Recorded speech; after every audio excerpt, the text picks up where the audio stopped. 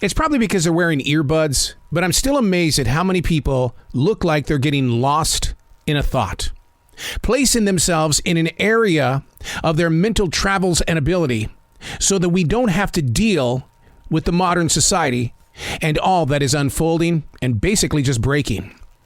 But you can walk through a Starbucks, a grocery store, you can be at a movie theater.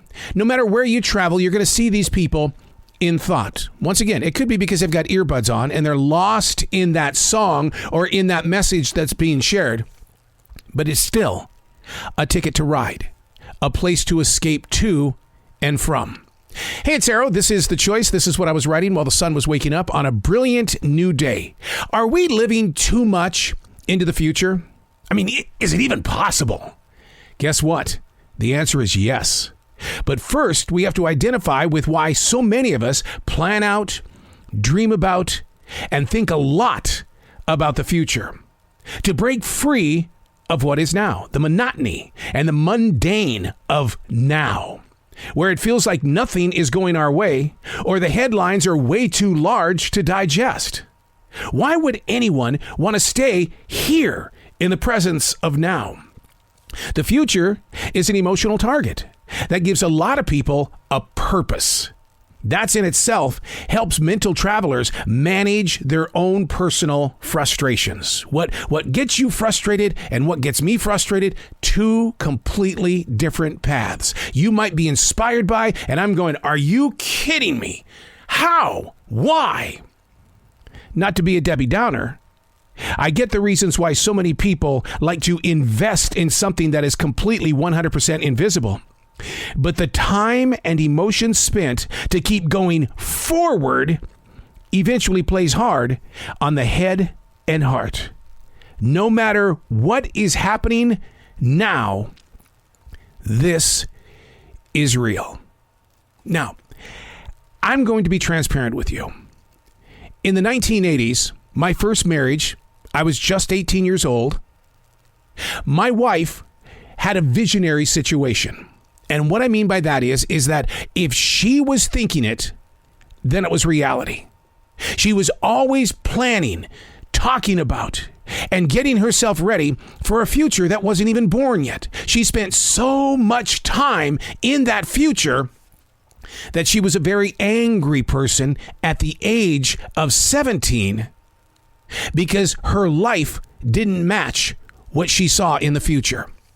And the question for her wasn't, how am I going to get there? Her question was, why aren't you taking me there? Can you relate with this? When you step into the future and let go of what is now, do you blame others for you not being what your imagination is offering? Because that's a place where we need to have a conversation. Because your reality and my reality, once again, two separate things. What you see in your long-term vision has nothing to do with me. But in those early years of being married in the 1980s, it had everything to do with me because it was my fault that we could not get there. And when we would sit down and try to work it out, to break it down, to help understand where she was thinking and why there were such patterns, the journey became even tougher than either one of us ever expected. But yes, we are living too much in the future because we want to escape this place called now. I don't want to say, well, just look around you. Look around you. There's other things to look at outside of Google, CNN, or some sort of war story in other countries. I understand and I have the compassion for those that are living it. But in your own personal place of now, it is not selfish to want to share your personal experiences. I just had a conversation with 5-time world boxing champion Andre Ward, and he speaks the same street. He understands that what he's gone through in his life, yes, he had to plan for future fights. Yes, he had to plan for all of these ways to recover and to replenish. But now he's saying, I have this as an experience trip. And if I don't share my personal journeys and how I got through the mountain, over the mountain, around the mountain, then that is the act of selfishness. It's something to work on a daily basis, understanding how far you truly want to travel when you're thinking about the future. Because once again, to get back there over and over and over again is going to tire your mind and your heart. I'm Arrow, and that's what I was writing while the sun was waking up on a brilliant new day.